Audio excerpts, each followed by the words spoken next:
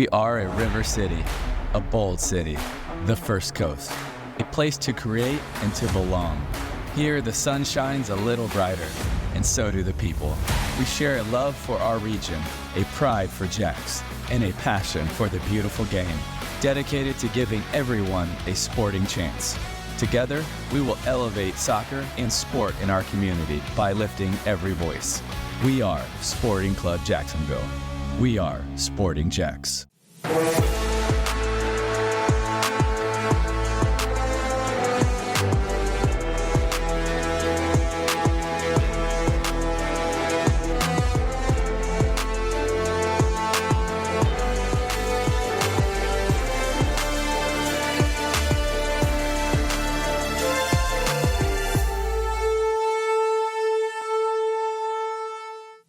Hello and welcome into the Sporting Jacks Report. I'm Cole Pepper. We'll hear from Mauricio Ruiz and Becky Burley coming up. We're going to take a closer look at the Champions League as well as a local youth soccer star playing on the international stage. And we'll have more on the restart of the USL Super League season. But we begin with a huge announcement made this week by the USL. On Wednesday night, USL owners were informed of plans to launch a First Division League in 2027 or 2028. This league would initially consist of 12 to 14 teams and would petition for First Division status from U.S. Soccer. Once granted, the new league, likely to be called USL Premier, would compete with Major League Soccer as the top professional soccer league in this country. Coming up in Mauricio's Corner, we'll get Mao's thoughts on the announcement and what it could mean for Sporting Jacks. Now, after the first half of the season concluded, there was still some unfinished business in the USL Super League. Tampa Bay and Fort Lauderdale lost a game to Hurricane Milton, and so a week before most of the rest of the league resumes play, the Sun hosted United in a Florida derby with potential playoff positioning on the line. To Tampa we go, and this was one highly anticipated as the season finally got underway in Tampa. Fort Lauderdale would have the best of it early on, gaining the early edge on the goal just shy of the hour mark, with Shada Hamid finding the back of the net. Then Fort Lauderdale would stretch the advantage as they were able to score just minutes later. Tampa Bay, though, showed great resolve. The Sun actually had the best of it in this match. They didn't have the results always, but they created opportunities. Here, a penalty set things up,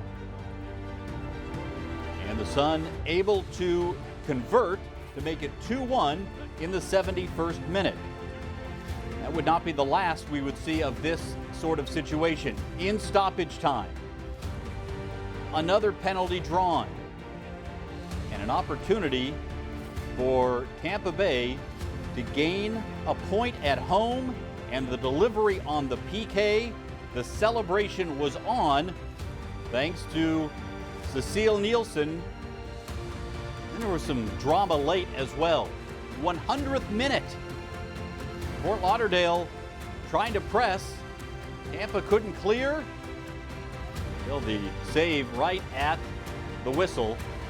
A 2-2 draw, a point for each of the Florida sides, and an exciting way to restart the second half of the season. I mean, today was a surreal game. We dominated the game for the first 35 minutes of the game. We let them come back in the last 10 where they were feeling a little bit of confidence, but we needed to put those chances away, and I think Flo would agree that if we put those couple chances away in the first half, it's a different game, and then you come out in the second half and same thing. It was our game to win, but they had 2 shots on goal the entire game, and so they were both goals. So it was a little bit frustrating, but my team was resilient and got a little bit more direct to get back in the game, and did a great job. I feel like we've made some adjustments that fits the style of players we have, the players we have in our squad, and I think we've worked really hard this preseason to get where we are.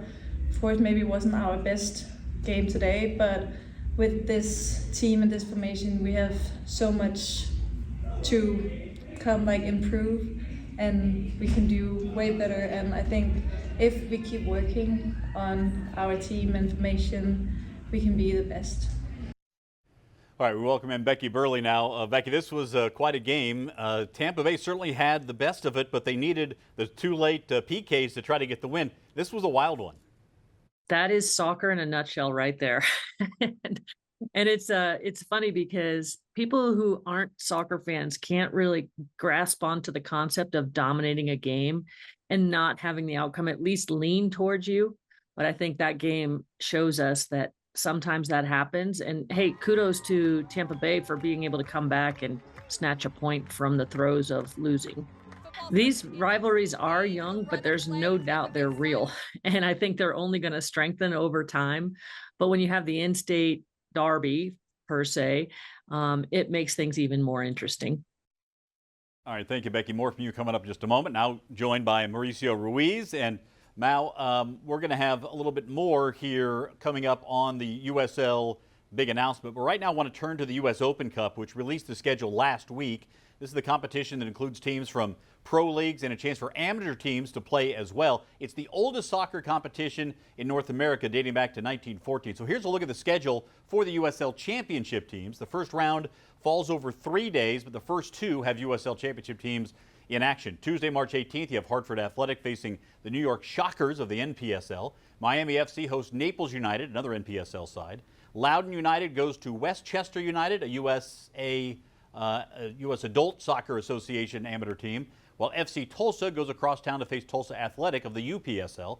Then on Wednesday, you have the 19th of March, Lexington SC hosts UPSL side Southern Indiana, Birmingham Legion hosting Little Rock Rangers, a USL League 2 side, El Paso hosting amateur side Harpo's FC, and Monterey Bay hosting Inter San Francisco, another amateur team. Mal, there's been some controversy about Major League Soccer not sending all of the teams to the U.S. Open Cup. Nonetheless, we now know the rounds for the first 8 teams anyway in the USL Championship. What jumps out at you about this list? Well, you just love these local rivalries that just keep getting bigger. You know, the first round is very geographically centered, and you have professional teams playing against UPSL, NPSL, potentially League 2 teams, and you have college kids. You have people that have already finished playing, but they're not done playing, and with an opportunity to still have a claim at glory. And some of these teams have some really big ambitions of going from amateur to professional, and eventually seeing how high they can get. So it's a wonderful competition to grow the game, to give everybody an opportunity. And it's a shame that it's not embraced by the entire country and all the leagues, as we've talked about. But the USL Championship teams and USL League 1 teams are really well represented and have done extremely well in this cup in the past. Well, and next year at this time, we'll be talking about the Sporting Jacks team potentially preparing to play in the U.S. Open Cup, at least in maybe next year, following or whatever that looks like. It's going to be very exciting for soccer fans in Jacksonville. As for this year, we can also look forward to the USL W League and the USL League 2. These are pre-professional teams, largely made up of men's and women's college players who want to test themselves against high-level competition. Last year, the Florida Elite USLW team was ranked first in the nation, and this year the teams will compete with the Sporting Jacks badge on their shirts. This week they found out the other teams in the divisions. Let's take a look at there. You can see the W League team will play in the Southeast Division, as will the League 2 team. The women will face Brevard SC, Brookhouse out of Maitland, FC Miami City, Fort Lauderdale United, Kings Hammer FC, Sun City in Lakeland, great name, Miami Athletic Club, and Tallahassee Reckoning. On the men's side, Brevard and Brookhouse will also be in the same division with Brave FC from the Villages. Inter Gainesville and Nona Soccer Academy will contend with Sporting Jacks for the first time. And Mal, this is a great opportunity to start to get a little bit of a glimpse of what's to come for Sporting Jacks on the field. This is a good place to start. It's a wonderful place. And if you look at all the teams that you just mentioned, really only Fort Lauderdale United going into their first year and Sporting Jacks have the entire pathway. And so the way that these two clubs will be utilizing this summer league effectively, which has always been for college players, now it expands the pool. It expands the pool for local youth players that want to play and test themselves against slightly older players, whether if they're ready, if they're good enough, they're ready, and players outside of the market that want to just put their foot in the door to potentially get that pro contract. So the player pool for this summer will grow. Also, the objective will grow. It's not necessarily just about winning the summer league. It's about identifying and developing players to eventually play our first team. So it's going to be an exciting summer, and really ultimately the first time that we'll get to see players running around and kicking a soccer ball in a Sporting Jacks uniform. All right, now to the Champions League, where the first legs of the knockout round were completed this past week. In these games, the teams finishing from 9th to 12th in the league stage went on the road to face the teams that finished 13th to 16th, so a road win would be massive in this first leg. As you can see, Juventus and Bruges, Feyenoord all got wins away. All they have to do now is earn a draw in the second leg to advance to the round of 16. Real Madrid, a dramatic win over Man City as well. Mauricio, what stood out to you in the first round of the knockout stage? Well, the level of the games, I mean, they were just competitive, all over. Really, outside of the only two games, PSG and Brest, which are two local derbies there. I mean, they actually just played about a week ago in the local league, and then the Dortmund Sporting. That was a bit surprising that Dortmund took 3-0 to Sporting. Not that they won, but being away from home. But the biggest surprise, and maybe we shouldn't be surprised, is Real Madrid going into Manchester and getting that win.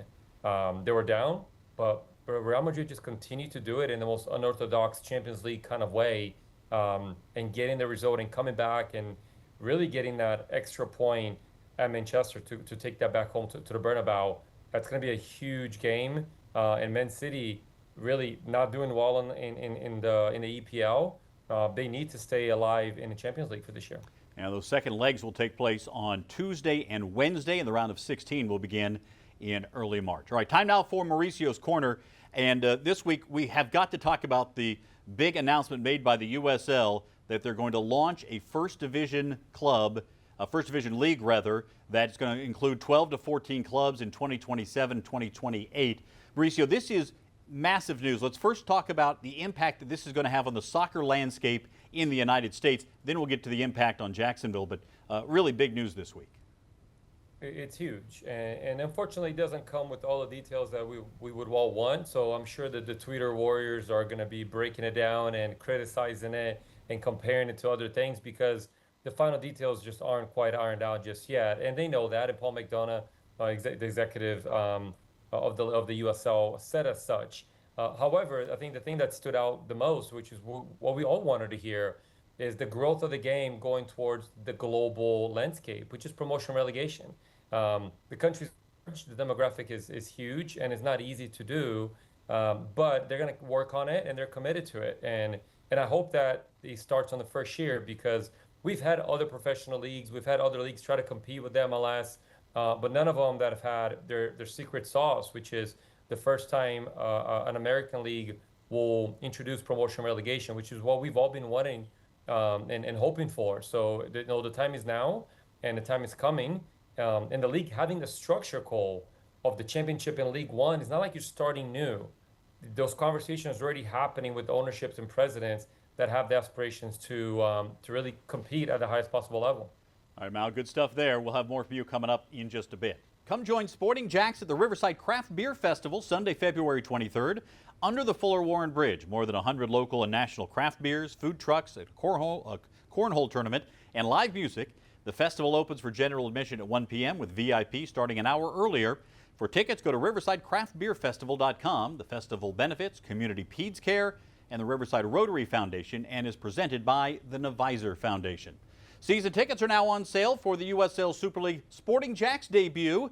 Here's a look at the seating map for Hodges Stadium. Tickets start at $10 per game for students and go up to the field seats and premium hospitality. Join the movement and be a part of the first professional women's team in Jacksonville. Go to sportingjacks.com for more information. Still to come, Becky Burley rejoins us to talk about a bold direction being laid out by the U.S. women's national team coach, Emma Hayes. That's next as the Sporting Jacks report rolls on.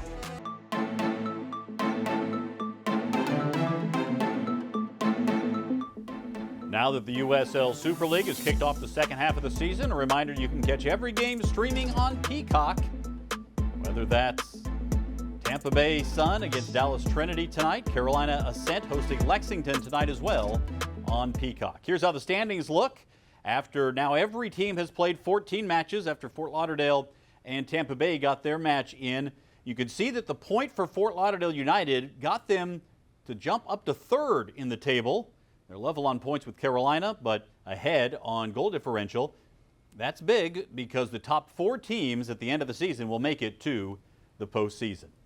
And we now welcome in Becky Burley. Becky, during the Super Bowl, we had a number of ads that really focused on women's sports from Nike and also from Dove. What was your thought about seeing that sort of thing on the biggest media stage of the year?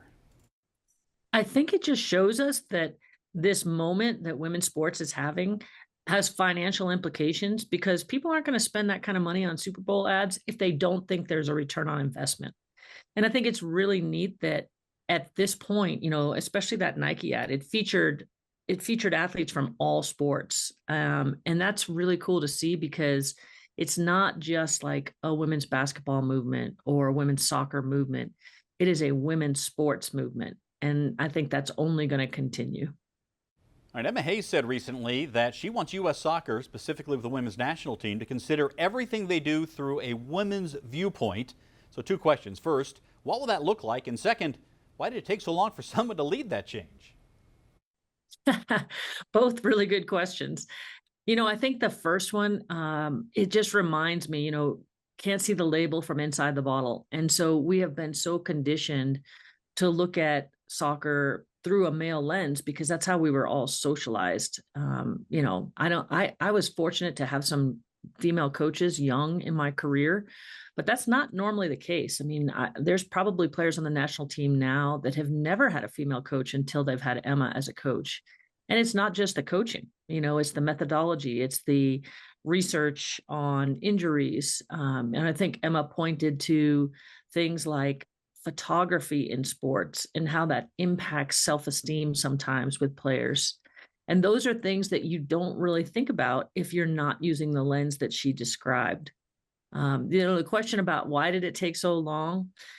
I think it's just a confluence of events. We finally have some money behind that. Michelle Kang made a huge grant to U.S. Soccer to help research things from a female point of view. I think we have a female coach who isn't just, based in the U.S. She's got international connections, all of that. So I think there's just so many different things coming together. Cindy Cohn is the president of U.S. Soccer, a female. Those things had to come together for us to get to this moment, and I think we're there. Think that it has a chance to succeed in terms of its mission, and then beyond that, what kind of a difference will that make in the future of U.S. Soccer? That's a really good question. I do think it has a chance to succeed because of all the factors I just mentioned. I think what the difference will be, that's hard to say, because we've never really gone this direction. And I think there'll be some things that are uncovered that we probably haven't thought about in the past. And certainly the ability to look at it from this lens is going to reveal some things, maybe some blind spots that we've had, maybe some things that, from for example, coaches' education perspective. There's just so many aspects of this that I think are going to be really, really interesting in this time period, with the focus on the movement of women's sports. What comes out of this? All right, good stuff, Becky. Thanks as always. If you sign up for season tickets right now for the USL Super League season, you'll receive a limited edition inaugural season scarf. Be a part of the first pro women's team in Jacksonville history. Go to sportingjacks.com for more. Still to come, our youth soccer spotlight. One local soccer star is showing she has what it takes to lead on the international stage. That's next as the Sporting Jacks report rolls on.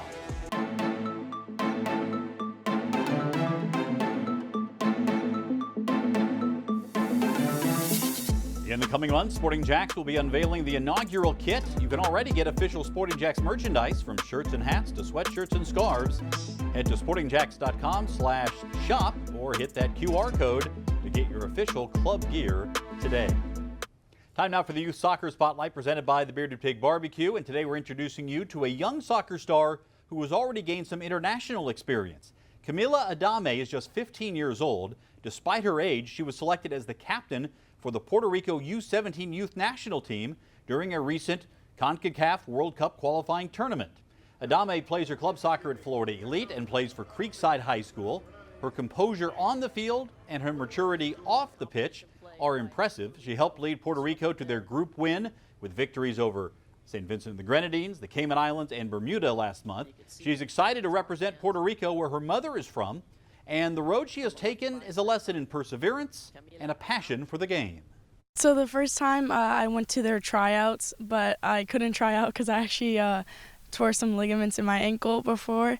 But they did show interest, and it was really exciting to know that they were interested in me, and they always wanted to keep in touch. So it was very exciting, and at first, it was a great experience. I continued to send film to them and keep in touch, and they kept on watching my games and stuff and just keep on seeking interest in me, and then I finally got called up. This past time in Puerto Rico, we had a big crowd there. They were there to cheer us on and chant for us. It was really motivating, and just their love for their own people is just incredible, and I just it fills you up with so much love and excitement just to feel the love from other people, even through just a sport. Not only for my mom always supporting me and showing me the culture of Puerto Rico, wearing the badge was just really exciting, and just being able to stand on the field knowing that you're representing your own country is a big important moment for me, and being able to sing the national anthem for them with real pride was just incredible. What a start to an international career, Mao, to have this young lady performing at such a high level really speaks to the talent in our area, particularly on the girls' side. Oh, we've been spoiled here on the girls' side, and she's a testament to that. At 15, to be captaining the 17 Puerto Rico national team at a qualifier in CONCACAF. What an experience for her to like she said, to wear the crest of her parents. I can't even imagine that, but she must be really proud. Certainly is, and we'll be keeping a close eye on her development as her career unfolds. Hey, be sure to join us every Tuesday night at 6 on 1010XL for the Sporting Jacks Soccer Hour. It's on the AM side, 1010 AM. You can also listen online or on demand at 1010XL.com. Still to come, a look ahead to this week's action in the Premier League. That's next as the Sporting Jacks Report rolls on. I want it now. I got it.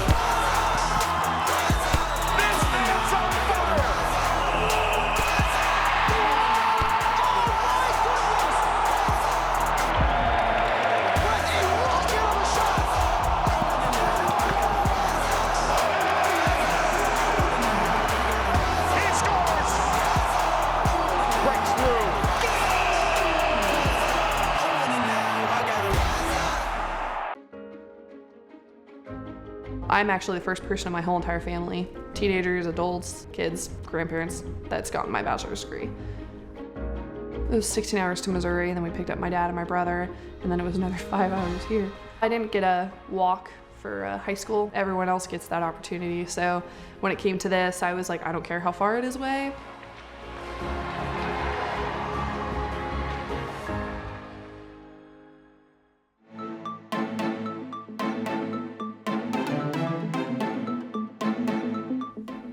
You can watch the Sporting Jacks Report every Saturday before the start of Premier League broadcasts on NBC 12. You can also find us on demand on First Coast News Plus and the Sporting Jacks YouTube channel. Coming up right after we're done here on NBC, it's Crystal Palace hosting Everton. Everton coming off that emotional final Merseyside derby at Goodison Park against Liverpool, where they got the draw right at the end, at the death of the game. They'll travel to Selhurst Park to face Palace. Palace is hanging around mid-table. They have more draws than wins and have been outscored on the year. Now, this is one that could really impact a lot of the sort of dynamics within the table in the Premier League. You really could. I mean, Crystal Palace has slowly just been right mid-table, and they're above Manchester United, they're above Tottenham, and they're certainly above Everton. And Everton's gotten a little bit of an uphill now. They've got a boost. They won their tie against Liverpool, if you can put it that way. So let's see what they can do, continue to go forward. But they certainly have gotten better under new management. And you talk about Everton. You have to wonder how the emotions will carry over from the final Merseyside derby at Goodison Park that happened on Wednesday night. And again, getting that goal in the 100th minute to grab the draw. The emotions just must be an absolute roller coaster right now for Everton. It has, and now they have to settle because that game happened. It's in the past. Now they have Crystal Palace to focus. So they have to be professionals and settle down and get the points. All right, Mal, thanks so much. Reminder for you to keep up to date with what's going on with Sporting Jacks. Follow us on social media. You see the handles right there for the very latest from Sporting Jacks. Thanks so much for watching the Sporting Jacks Report.